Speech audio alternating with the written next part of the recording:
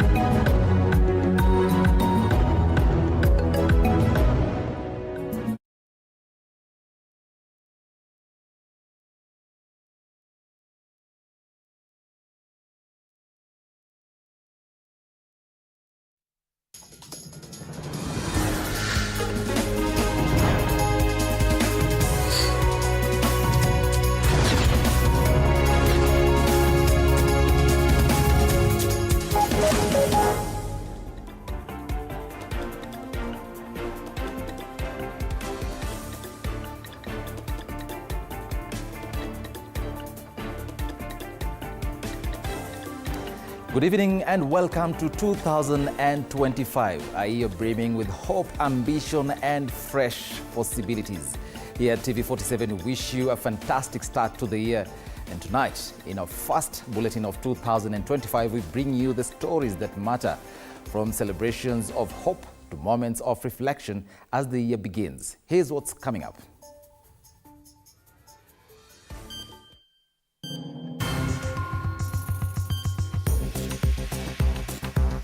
Tonight, from packed entertainment venues to vibrant church services, thousands flock to celebrate 2025 with loved ones across the country. Tunatarajia hii mwaka yenye imeanza, at least serikali irudishe ushuru chini.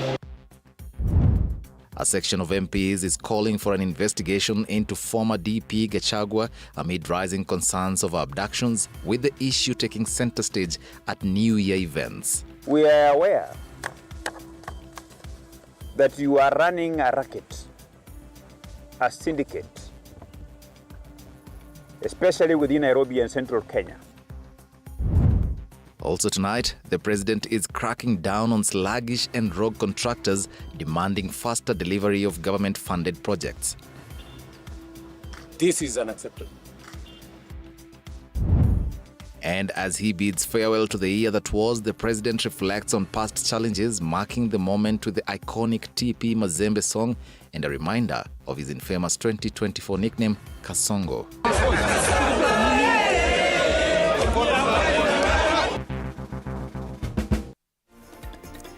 Good evening once more. My name is Munene. Our sign language interpreter at the bottom end of your screen is Rhoda Nyamai. We begin. Thousands of revelers packed entertainment venues and churches to welcome 2025 with a bang. Many traveled across the country with loved ones, marking the start of the new year with excitement and joy. In Mombasa County, the celebrations were nothing short of spectacular, with the Indian Ocean coastline lighting up in a vibrant display of fireworks. The atmosphere was electric, and many Kenyans are hopeful that 2025 will bring positive changes, especially in the economy. Paul Kirobi begins this bulletin tonight. Live scenes from the coastal regions as fireworks lit up the skies over the Indian Ocean, drawing hundreds of locals and tourists to the beaches and hotels to ring in the new year with pomp and color. Despite the economic challenges faced last year, many tourists voiced frustrations over the high cost of living driven by rising taxes. Kosa pesa na hatujui pesa zimeenda wapi. Hii tax iko juu sana. At least mambo yaweze kurudishwa chini kidogo, mwananchi wa kawaida aweze kuenjoy being in Kenya, na hata pia wafanyikazi tunaumia sana juu ya hii tax imeenda juu. Coming here for around 20 years, every year I found a lot of friends here, they are like my family. I love the country as well. Francis Msengeti, a hotel manager at a local restaurant, acknowledged the toll of the high cost of living on the hospitality industry, but remains hopeful that 2025 will bring positive changes for the sector. A bit of a challenge in the middle of the year, but we overcome it, and the industry has been very resilient. In Kilifi County, both veteran and up-and-coming artists performed energetically to usher in 2025 as part of an event organized by Governor Gideon Mungaro to support local talent.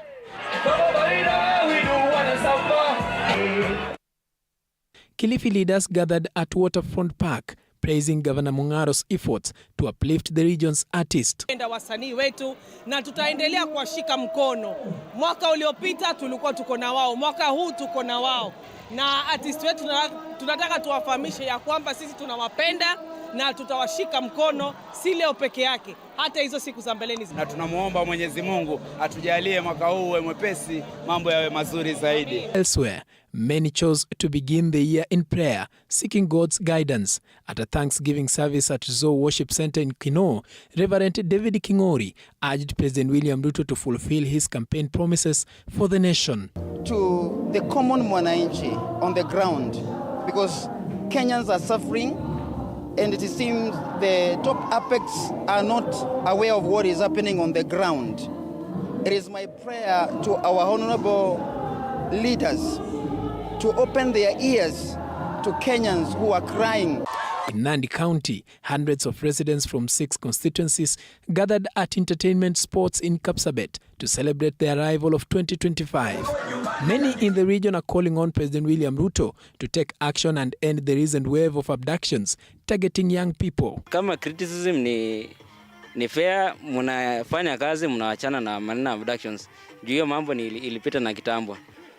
Ile mashida tumekuwa nayo, tunaambia Mungu tuwache hii mwaka, tunapoanza hii mwaka mzuri wa 2025 tukue na ushindi.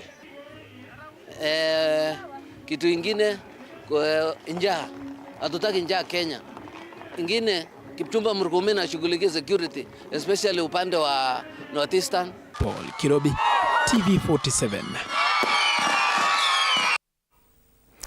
Now, President William Ruto has maintained that he will continue to expand his government. In his New Year address on the 31st of December 2024 at the Kisii State Lodge, Ruto was quick to call out those he said are misusing social media. George Maringa has more on the president's address, who did not shy away from proving his dance moves to the famous Kasongo Yeye song. Take a look.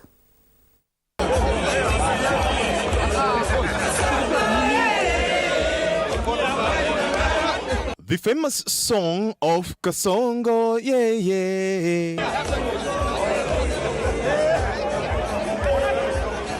is what the president chose to exit the stage with after his New Year's address.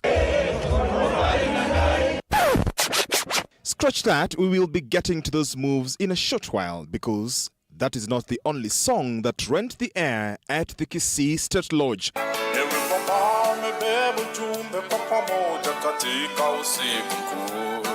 At exactly 9 p.m., President Ruto took to the stage for his New Year's address, where he began by acknowledging the ups and downs of the year 2024. In 2024, our nation faced serious challenges and great difficulties. Yet, we did more than endure. We stood together in unity, worked with determination, and overcame all the obstacles. Because we are Kenyans, an indomitable, courageous, and enterprising people, unafraid of hard work. Because we are resilient champions. 2024 saw the expansion of government through the broad-based format, and the head of state says the broad-based format will continue. The broad-based bipartisan national conversation we are having with leaders from various political formations seeks to extend the principle of inclusiveness to its widest possible reach without compromising the fundamental values of competitive democracy and diversity in viewpoints. On the contentious issue touching on security agencies using excessive force, the president had this to say. It cannot be denied, ladies and gentlemen, that there has been instances of excessive and extrajudicial actions by members of the security services. At the same time, it must also be acknowledged that due process is underway in appropriate institutions to ensure accountability. Dr. Ruto was also quick to enumerate the achievements of his government. The affordable houses are finally here. Our affordable housing program now includes 873,000 houses in its pipeline at various stages of development across different parts of the country. The president, who has fallen victim of various attacks on social media, weighed on the matter. These are clear signals that our moral fabric is at risk of decay, exacerbated by various factors, including the manipulation of digital technology, particularly social media, to amplify antisocial behavior and erode moral values. We should be humane, we should be responsible, and well-grounded citizens whose actions promote unity, patriotism, democracy, and the rule of law, and our rights and freedoms, rather than sabotaging them. When all is said and done, our goal is to enhance, not diminish, our identity as a free, open, democratic society founded on constitutionalism and the rule of law. And after he was done, before the fireworks, the president not only proved his familiarity with the Kasongo song,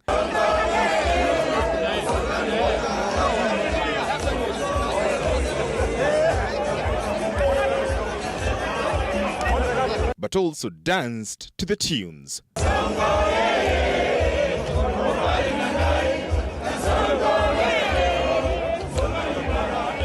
George Maringa, TV47, Nairobi.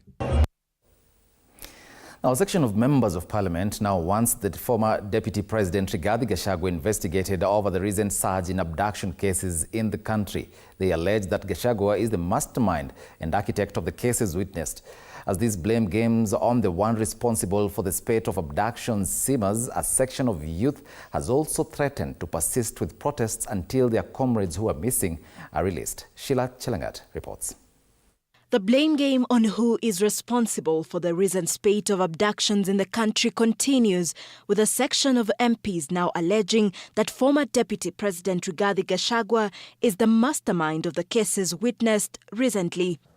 That you are the architect of these kidnappings and the script writer. The person who is writing this script for you to execute, we are told, is our drama sensation, Cleophas Wahungu Malala. This coming days after Gachagua threatened to spill the beans on the secret security unit connected to a top government official who are allegedly behind the abduction of government critics. And if this unit is not dismantled, we'll be giving the name of the building and the full names of that officer. Just in December alone, about 10 cases were recorded, leading to anti-abduction protests in some parts of the country. We are aware that you are running a racket, a syndicate,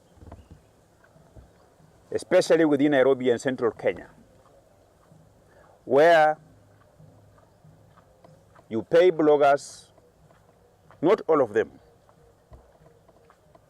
to engage in spirited campaigns, maligning names of our top leaders in our country, and then dramatically you have them arrested. Didmas Baraza now calling on Inspector General of Police Douglas Kanja to move swiftly and arrest those implicated in this menace. As this continues in Busia County, youth have called on the president to take action and ensure the release of their missing comrades. We are going to call for the FBI working hand in hand with the Interpol. We will be writing officially to them since the government has denied any involvement of abductions. Meanwhile, distraught affected families can only hope to reunite with their kin after the court yesterday ordered for IG Kanja to avail himself in court on the 8th of this month to explain on the missing person's whereabouts. Sheila Chelangat for TV 47. Moving on, President William Ruto has issued a stern warning to contractors delaying the implementation of vital government projects. Speaking at the Kisii Cancer Center, Ruto expressed dissatisfaction with the progress of the project and instructed the contractor to implement it as per the agreement of phase contract termination. I've been here. Huyu contractor anafanya maneno gani hapa? Anaenda very slowly, Excellency. On one hand, President Ruto has reiterated the government's commitment to fulfilling its ongoing projects. On the other hand, the head of state is concerned that rogue contractors undermining the government efforts to improve will face the sack. There are very many contractors like you who are letting us down, and we will not allow them. This is the year for delivery. This is the year that we must get everything done the way we have planned. We've laid out all the plans. This is the year ya kuhakikisha kwamba kila kitu inatembea sawa. So just Speaking during the inspection of the construction of the Kisii Cancer Center on Wednesday, January the 1st, the president specifically read a riot act to the contractor working on the center, extending the same warning to others handling government projects. The office of the resident engineer is just when it's completed. The president expressed dissatisfaction with the progress of the project. President Ruto called on the contractor to implement the project in line with the agreement or face contract termination. you've been paid all the money that requires. There is no pending certificate. There is no reason whatsoever why this project is not on. So, no, that's one, that information to be very clear. Give very firm instructions to this contractor. This is unacceptable. This is unacceptable. So, you will get a final warning, you know, my friend, on that. If you don't pull up your socks, I'm sorry. The key leaders present at the inspection had raised complaints to the president over delay in set-off from the time that the project was launched on August the 14th. For TV 47, I'm Linda Alela.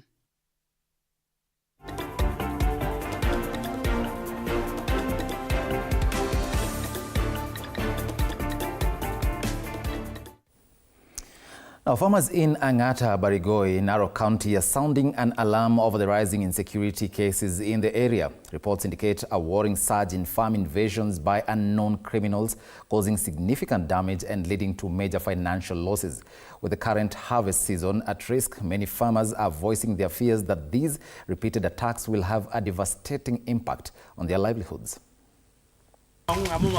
Residents of Angata Barigoi in Narok County have expressed their frustration over persistent farm invasions carried out by unknown criminals. Hali kama hii, unaona mahindi ya mtu ambaye ametoa pesa zake, amegharamia kila kitu, aweze kusomesha watoto wake, aweze kulisha familia yake, alafu kesho yake unakuja kupata mahindi, mtu amefiaka mahindi usiku, hata ujui kama ni usiku ama mchana.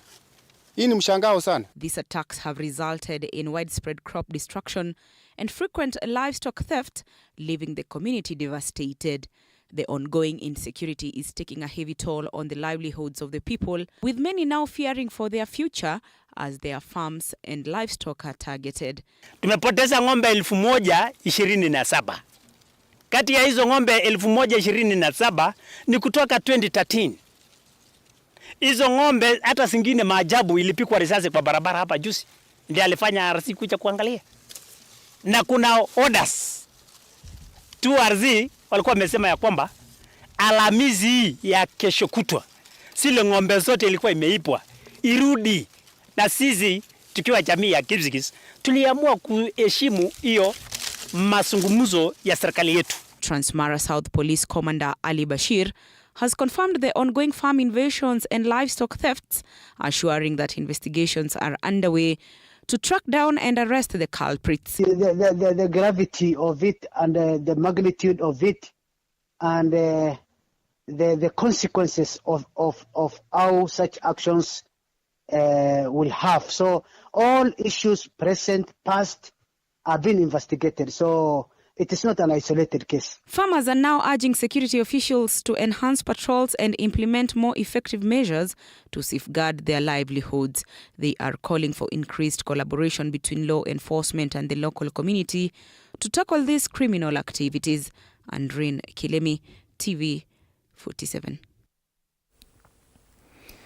Moving on, President William Ruto today toured Kakamega County, where he announced that the government will no longer import sugar as the local production capacity has matched and exceeded local demand. Ruto also promised farmers supplying cane to the revitalized Mumias Sugar Company a dividend bonus for the first time in years. In the same vicinity, opposition leaders led by Wiper leader Kalonzo Musyoka were in the neighboring constituency of Mumias East, where they issued a 7-day ultimatum to hold a countrywide demonstration if all abducted youth are not released. Violet Auma reports.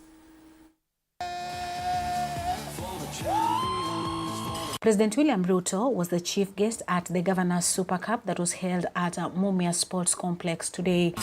While steering clear of politics, he didn't hold back on calling out the contractor at Buhungu Stadium for slow progress. Ruto revealed that the government has allocated 760 million shillings to ensure the stadium's completion. Western region is the home of football. Na sisi kwanza kabisa tunashukuru kwa sababu umetenga muda wako, umekuwa na sisi hapa na vijana, sisi tunakuza talanta ya vijana wetu hapa. Naenda pale kukabiliana na contractor kwa sababu nasikia ni contractor mjeuri. Mimi naenda kukabiliana na yeye kwa sababu hatutaki uzembe. Tumempatia pesa, tumemwandikisha kandarasi, ile kazi anafanya kama ni kazi ya harusi.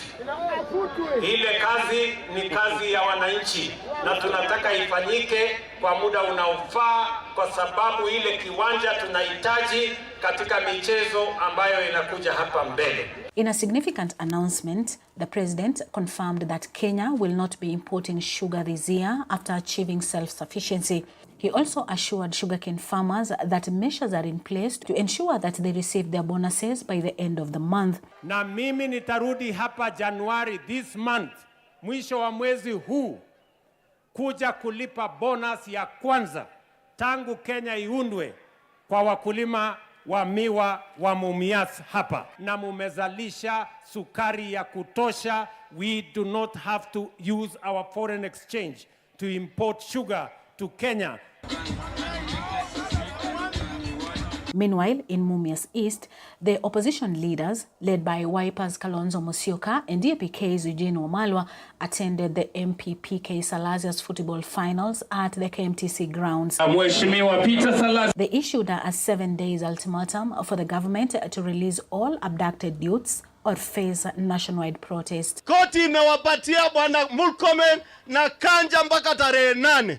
Tarehe 8 ikipita kama wa Kenya hatujaona hao vijana wote wa Kenya tutatoka nje tukatafute hao vijana, tutoe mahali wako, tuwarudishie wazazi wao na tukupembelezi na tukuitishi ruhusa. Return the children to their parents, and if by next week you have not, you are going to see the mother of all demonstrations. Rais wa Kenya lazima usikie sauti ya vijana. Vijana walisema ya kwamba hauwapeleki ile mwelekeo ambao wanataka. ndio naona wakaanza kukuandika kwa mitandao, na hiyo inakuwa warning ya kwamba they will not allow wewe uharibu their future. The leaders continue to accuse the government of suppressing critics and oppressing those who speak out against the poor leadership. Kenya joins the United Nations Human Rights Council kama mwanachama. In fact, the rest of the members should suspend Kenya. Waambie hakuna haja, hatutakubali mwakilishi wa Kenya aketi kwa hii kamati kabla ya watoto hawa ambao wametekwa nyara kuachiliwa huru, because it is doing the opposite, na ni aibu kubwa ya Kenya kama vile kiongozi wa nchi kuwekwa internationally kama kumbwa the most corrupt leader in the world. They also called on the young people in the country to register as voters and elect leaders who will prioritize their interests. Violet Auma, TV 47. Now, residents of Mukuku village, Mbooni East sub-county in Makueni County are in shock after a hot metallic object landed on their land from the sky. However, the Kenya Space Agency KSA confirmed the incident and reported that the object was debris from a rocket separation stage and poses no immediate threat to safety. Our reporter Anastasia Mukabi with more details. Mimi niliona kitu huko juu. Kwanza kililipuka kama mfuluko wa bomu. Halafu tukatafuta ni nini huko juu, tukakosa kabisa ni nini. Residents in Mukuku village in Makueni County were astounded after a hot metallic ring measuring approximately 2.5 meters in diameter and weighing about 500 kilograms landed with a loud bang in their neighborhood. Kama masaa 2 hivi iki around huko juu. Tukaangalia alafu tukakosa ni nini. Tukakaa tu kidogo alafu tukaona kitu kikitoka huko juu kama nini sterling ya ngali tu. With confused and curious glances, the residents took time to figure out what had landed from the skies in such a shocking manner. The shock of the event did not stop the alert members of the crowd from quickly informing the authorities of the incident and further calling for investigations to determine its source. Kwa hivyo tunauliza na tunaomba hii kitu ichunguzwe kwa makini sana na tujue inatoka wapi. A few members of the community believe that the family on whose land the object landed should be compensated. Mwenye hii shamba na villagers wa hii area tunataka hata wao wakuwe compensated kwa sababu hii kitu imewa-affect. Hata usingizi siku hizi watu hawalali kwa sababu wanjui what is not happening here. Mboni Sub-County Chief Commander Julius Rotich has confirmed this incident and assured the residents that the object poses no immediate threat to safety, adding that Kenya Space Agency KSA will continue with their investigations and keep the public informed of the next steps and outcomes. Fortunately, there was no injury to any person, property or animal. So far, the object does not pose any danger. It's just a metallic frame with no any other attachment. Anastasia Mkabi, TV 47. 24 minutes past the hour. Time now for a very short break, but don't go away. We still have plenty more in store for you.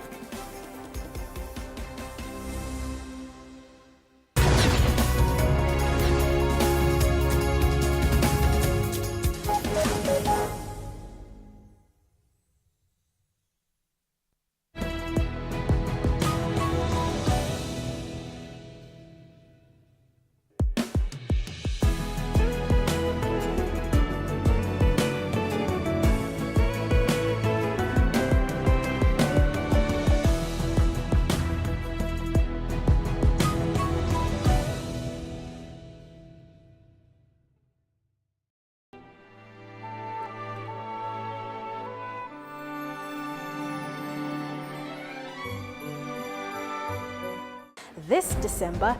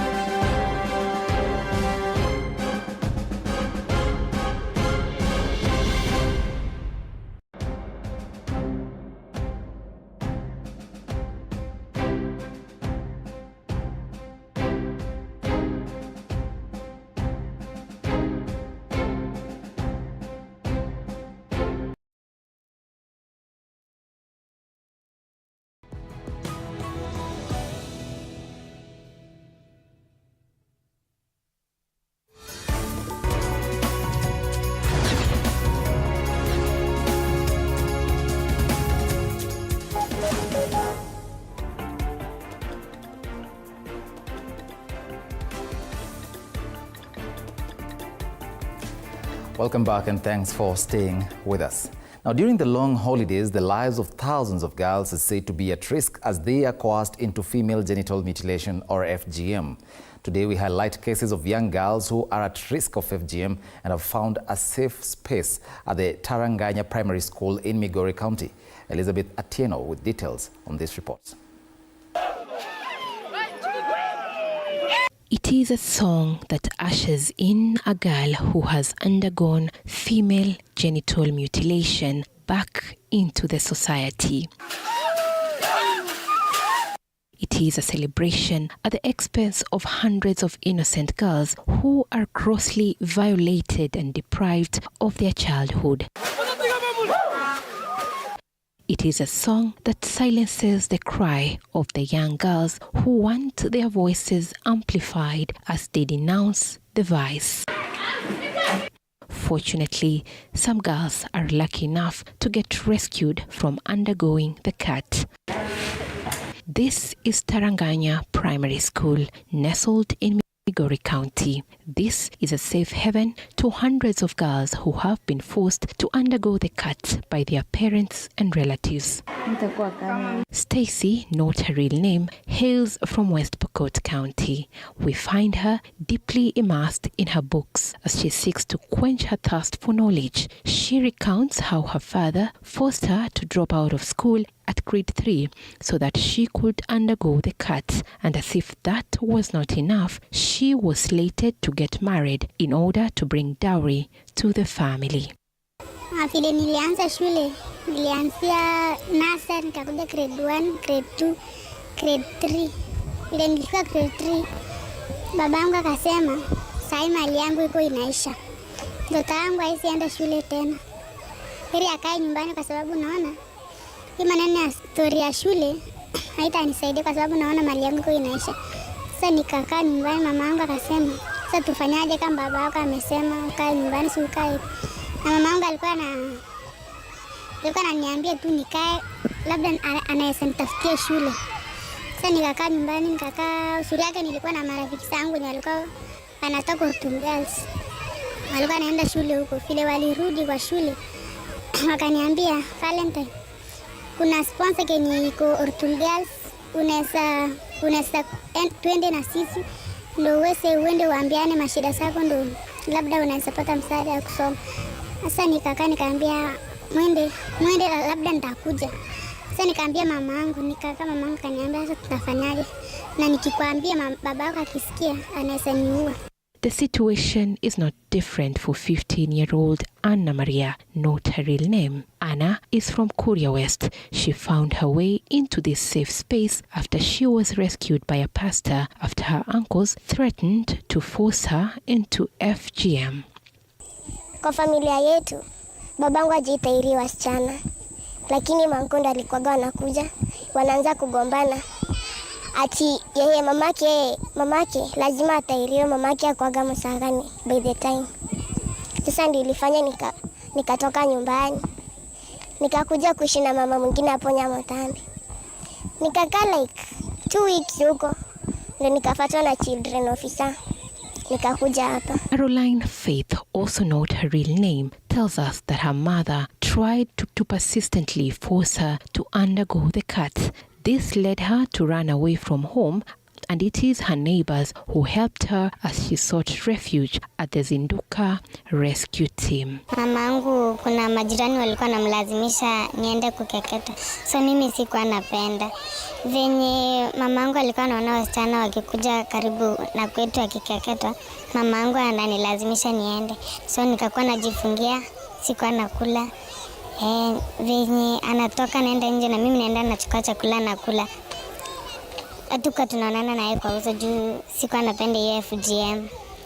Sasa venye ilienda hivyo, Tara zikaenda, akanilazimisha niende, mimi sikuwa napenda. Akaniambia sitakeketa usiku, nitatembea kwa barabara. Nikakata.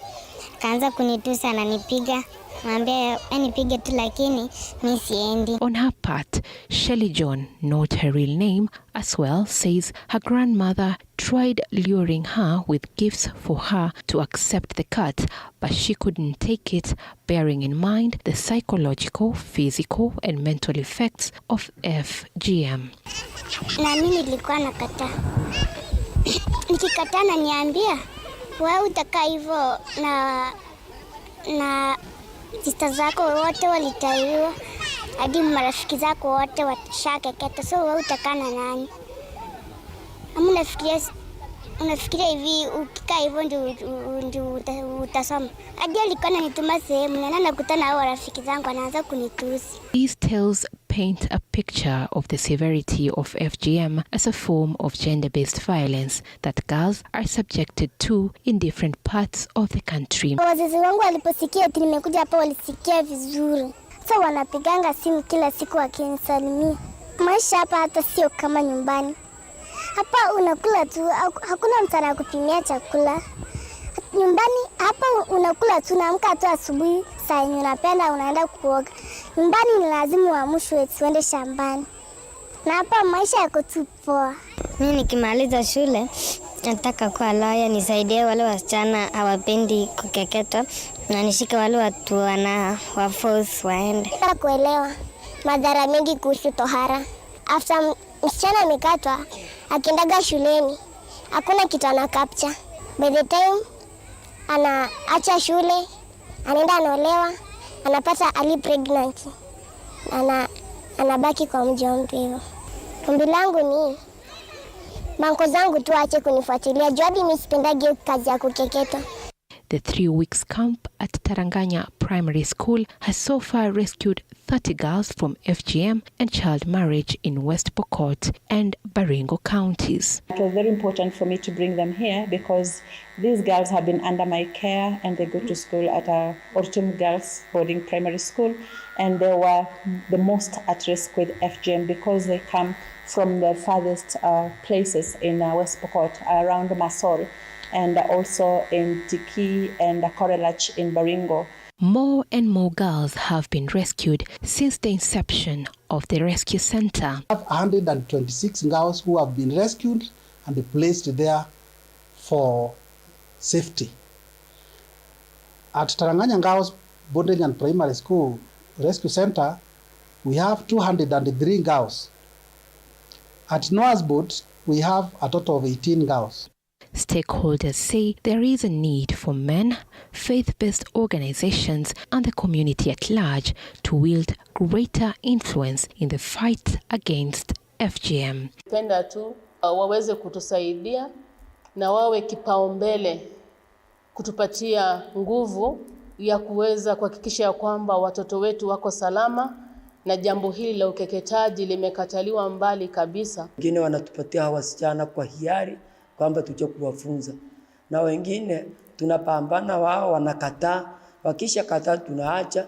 Sasa ndipo msichana mwenyewe anaamua hata kukimbilia kwa vyombo vya usalama kama polisi ama kwa chifu ama kwa mkuu wa watoto.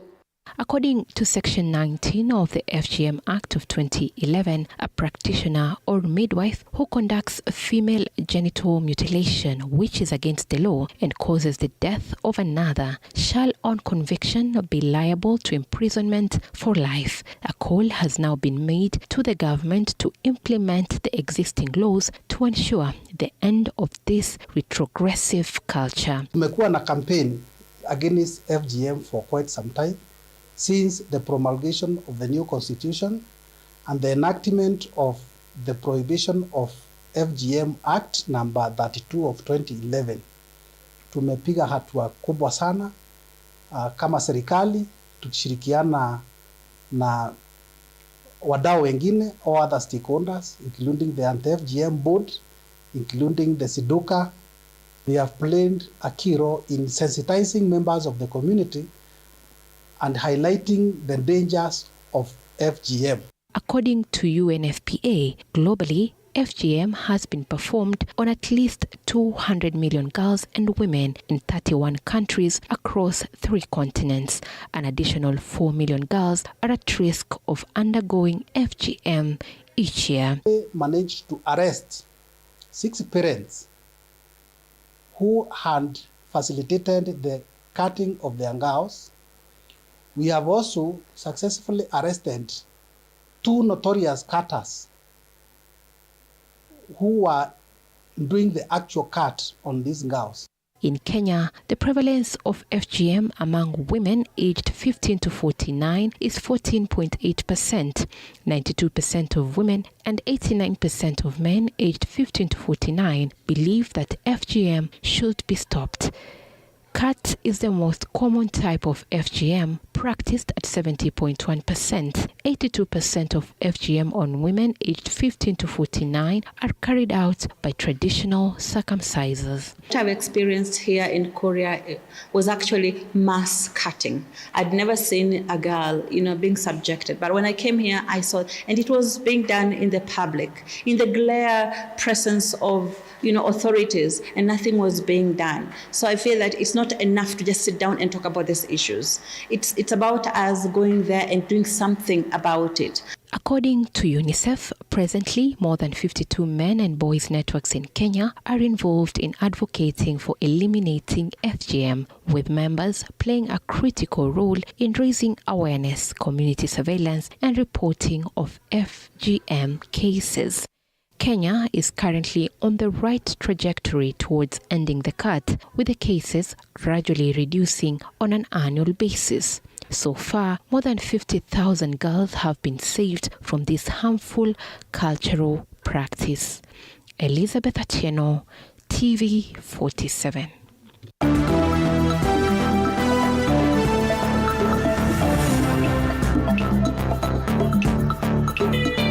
Sports news brought to you by Maybets. Join Maybets leo upate free bet papo hapo. Fanya hivi, chagua home team to win, yani number 1, au draw X, au away team 2 kwa game ya siku ya free bet. Weka namba yako ya simu, weka password ya account yako. Chagua submit free bet. Utapata free bet kwa account yako ya Maybets. Usisahau kuverify account yako. Kama hutakuwa verified, utapoteza free bet yako after 2 days. Betting is strictly for 18 years and over. Play responsibly. Terms and conditions apply. BCLB number 000578. Maybet na minia na najishindia. Pesa inavutia. Well, thank you, Elizabeth Atieno, for that. Time now to get sporty. Harambee Stars interim head coach Francis Kimanzi has today released the final list of 24 players selected to represent Kenya in the upcoming Mapinduzi Cup, set to begin on January 3rd, 2025 in Pemba Island, Zanzibar. The team, which has been in a residential training camp in preparation for the tournament, is scheduled to travel to Pemba on January 2nd, 2025. Among the players who will be traveling include youngster Kelly Madada, striker Ryan Ogam, and tenacious midfielder Crispin Erambo.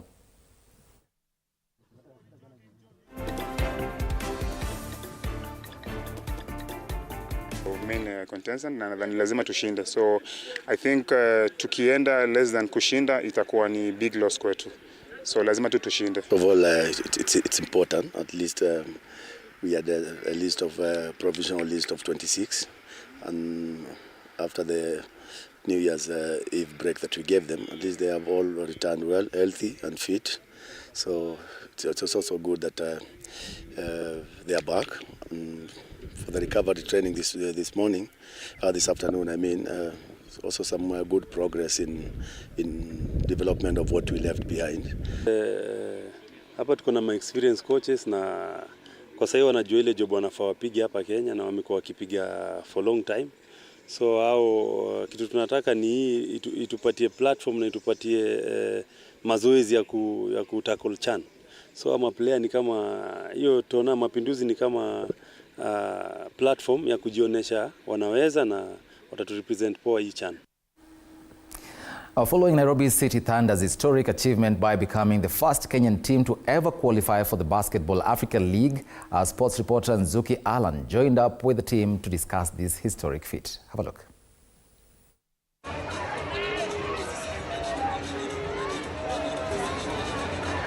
Nairobi City Thunder, the champions, the kings of basketball in the country, and now history makers as they became the first ever Kenyan basketball side to qualify for the Basketball Africa League, or as they call it, the BAL. But before that, let me take you through how the City Thunder made it here. December 2nd, 2024, the final whistle is blown and the Nairobi City Thunder have downed the mighty City Oilers of Uganda 72 points to 62 in the second semi-final of the East Division Elite 16 round played at the Kasarani Indoor Arena in Nairobi. Exactly it. We went undefeated this time, and last time we only lost one game, so being 9-1 is a good place to be. Ogechi himself, a player who from the very beginning, when the team was traveling to Kibaha in Tanzania for the first round of the road to BAL fixtures, never for once doubted that the Nairobi City Thunder had it in them to achieve this historic feat. Obviously make the BAL. That's the only one I got. Make Kenya the first team to make the BAL. The side was established in 1998, initially as a corporate team and the National Social Security Fund, winning the league in 2000. In 2003, the team rebranded to International Christian Center after landing the church as a new sponsor, a deal that ran for 7 years until 2010. They competed as a self-sponsored side until 2023 when 20 Sports acquired the club.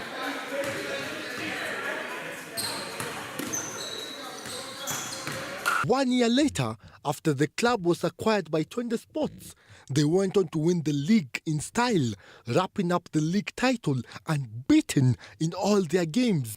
And now, almost 2 years later, the vision for Nairobi City Thunder has changed as they eye to brush shoulders with the high and mighty in the 5th edition of the Basketball Africa League. This is huge. We have a few Kenyan players who have played for other teams outside there that have been in the BAL, but to come home and play for a Kenyan team and finally taking a Kenyan team to the BAL is something that is memorable and is history. Now, back to unfolding this historic feat by Thunder, and to achieve that, I engaged in a very thrilling conversation with American tactician Brad Ibbs, who took over the team in the 2023-24 season after the change in management. It feels like a privilege, right? It feels like a great privilege to be as a coach. The Concordia University graduate was quick to praise how his team's preparation was very important during the Elite 16 round of the Basketball Africa League. I just think what I was most proud of was, I think I noticed our preparation as the tournament went on, right? There were long stretches where I actually was coaching very little in the game. Not because necessarily by choice, but because you could see the preparation was there. Guys were responding on their own. Guys were communicating together, and honestly, I think that's the way I like it, right? Like you do the hard work, you do the dirty work ahead of time, so that you're locked in and ready to go. And guys are on the same page. Guys are communicating together, and then they're executing. And I felt like there were many such moments throughout the 5 games where it's just like I'm happy to just stand there with my hands behind my back and not have to make a lot of corrections or adjustments because these guys are locked in and they're together. And indeed, the team was well prepared, as earlier in the season, during their first preseason game against the Phenoms, I had a chance to have a quick interview with head coach Brad Ibbs, and he highlighted some of the things his team needed to work on, and indeed, the hard work behind the scenes did pay off in the big stage. It's the first time we've played as a team against another team. So it's not always so smooth. I think we saw a lot of good things. You can see we're very explosive. I think the team that we played against, obviously they're very young, very physical, they're very good leapers. And so I think they beat us on the offensive boards, on the offensive rebounding. And so I think, they gave us some things that they exposed us in some ways. So we have some things to go back and clean up. That time, the Thunder were a whole new team. As ahead of their road to BAL debut, they unveiled Derek Ogechi, Tyler Ongwae, and Eugene Adera, who was then the league's most valuable player. All these national team players who proved to be vital in the road to BAL campaign. To our bench unit, and to know that every single one of those guys is a pro and has played at a high level. And to be quite honest, like if we had entered them as a team in this tournament, they would have done really well. Tyler Ongwae in specific is a player for the history books here in Kenya. The Kenya national team player spent a majority of his playing career with Becken Bears in Denmark, where he won 3 titles and the Danish Cup twice. For me, it was not a lot of things. Specifically, it was just we have a great group of guys, guys who are they know how to play as a team. Most of them have played with them in the national team, so we kind of know each other. So just coming in here was just for me to bring a lot of experience. The things that I've seen outside there, I was just trying to say 1 or 2 things to the team, to the players, and I think it went a long way. But I think the main important thing for us was everybody in our team was a leader. Everybody was able to lead in each of their way, and we depended on that. We want a lot of leaders to grow in our team, and that's what we did. A highly rated forward also played in Germany, lifting the FIBA Europe Cup before joining the Thunder for the Road to BAL campaign, and the head coach Brad Ibbs had nothing but praise for the Starman. For one, I think I try to keep my approach somewhat collaborative. So especially when you've got these high-level players, right? Like I think you also have to lean into their own expertise and wisdom, right? And so for me, it's been great. Like Tyler and I have a lot of conversations. I think like obviously as the head coach, you're trying to cast a vision and lead people forward. But at the same time, like Tyler has just a lot to offer from all of his past experiences, and you can't have a better like work ethic than Tyler. You can't find a tougher player than Tyler, and Tyler is just a great contributor to the Thunder. Ongwae was crucial in the semi-final decider against the City Oilers of Uganda and matched up head-on against Starman Philando Cotes, limiting him to only 15 points, something Tyler says has been his norm all throughout his career. For me, it's not really hard because throughout my career I've been guarding the best players on other teams, so I'm kind of used to it. It's a lot of things that you see that are common. So those are just the things like just enjoying defending guys. Yeah. Ongwae was not the only veteran player who turned up when called upon, as fellow veteran Adel Okal Koranga reminded everyone why he's one of the most sought-after players in the continent after he dropped a masterclass performance in the finals, shooting 73% from the field. For me, it was history. For the team, it was history, going undefeated in the league in Kenya, and then going ahead and qualifying for the BAL by losing only 1 game. For a team that is a one-time champion, being the first team to qualify to the BAL from Kenya, that was history, and that was amazing.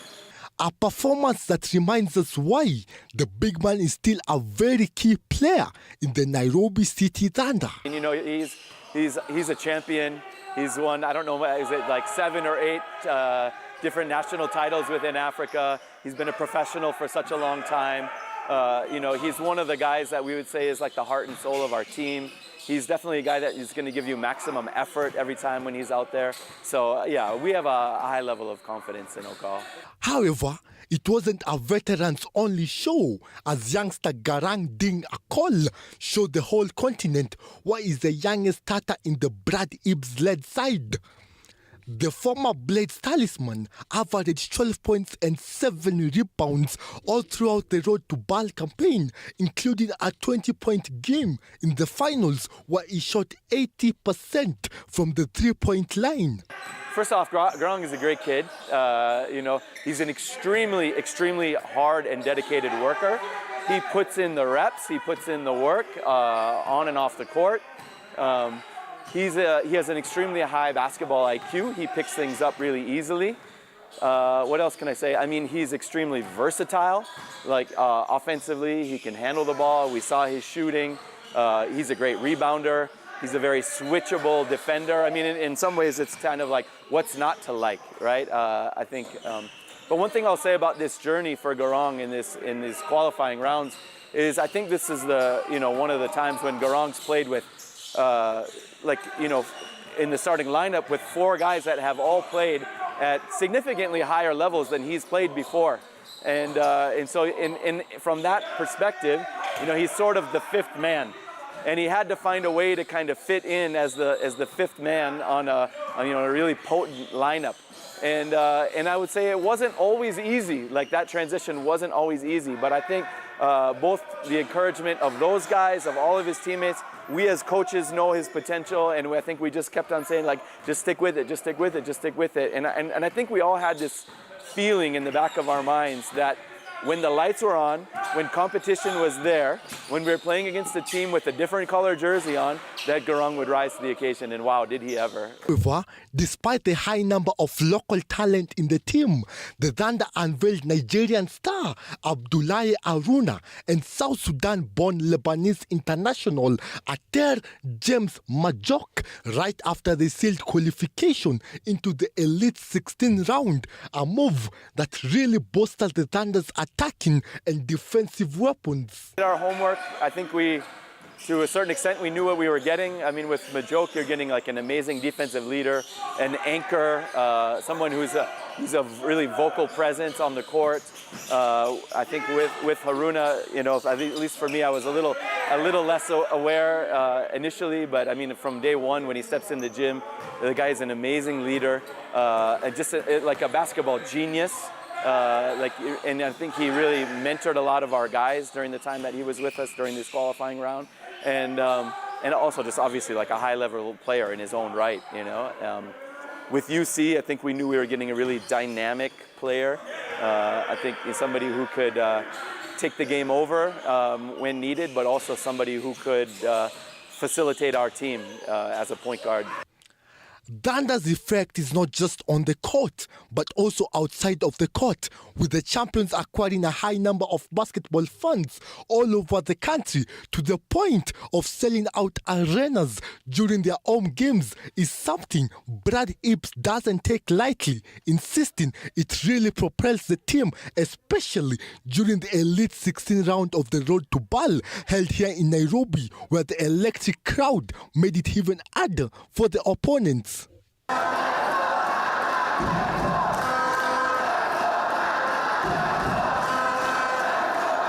Monday's game against City Oilers, when our guys came up the stairs and onto the court, and to turn around and to see that whole side completely full and cheering for them, that was a really special experience, and it's a little bit different than at Nyayo in the sense where Nyayo is great, we love it, it's very cozy, very intimate, very intense, high energy. But to kind of come up out of the tunnel like that into this stadium that's like really like full and cheering for you was really special. So there was that. And then I think even several times in that game, late in the game, you could hear the chants of defense, and those things do propel us, right? They definitely help you to reach for an extra level of effort and energy that you don't have when you're playing on the road. Nairobi City Thunder believes this historic move will play a big part in changing the state of basketball in Kenya and are expecting more clubs to emulate them and invest in basketball, a move that can take Kenya's basketball to the next level. Grow basketball again and to invest in basketball. And we want to appreciate NBA for coming big to work together and partner with our teams here in Kenya to establish this competition and the prospects that is there for our young people. As a government, we are putting resources now to grow talent through the Kenya Academy of Sports. But also we want to support the federations, including the Basketball Federation, what they are doing and we have partnered together even in this tournament to support them. And we look forward to doing more of this, and we look forward to the basketball of Kenya going big and being celebrated globally. I think our hope is that it sends a message that we really want to cultivate high-level basketball here in the country. You know, the kind that our like youth can aspire to be a part of, right? That if they continue to devote themselves in their club programs and in their high schools and in their university programs, that there's a place, or hopefully places. We have veteran players like J-Mo and Okal and Tyler and others in our club, but we also want to be intermixing them with the next generation of players. I think we've seen the benefits of that in the short time that we've been able to do that, you know, where you've got older players really mentoring the younger players and celebrating their achievements, rooting for them, helping them navigate next steps in their basketball journey, all those things. I think we feel like it's part of a healthy basketball ecosystem that, like, as one generation sort of moves towards retirement, that they're you know, that they're passing the baton to the next. Griffin, of course, right? Like, he's been, you know, our most veteran player and has continued to be that voice. And speaking of Griffin Ligari, or as they call him, Kenya won. Due to his prowess with the ball on his hands, it still remains unclear whether we will see the Kenya Moran's secret weapon feature for the Thunder in the BAL after he was left out from the squad during the Road to BAL campaign.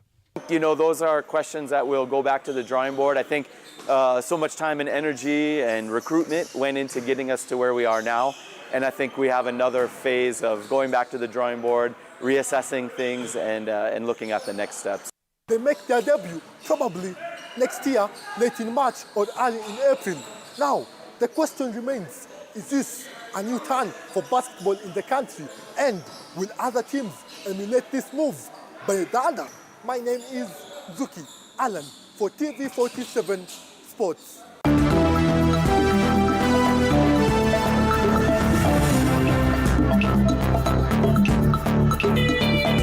Sports news brought to you by Maybets.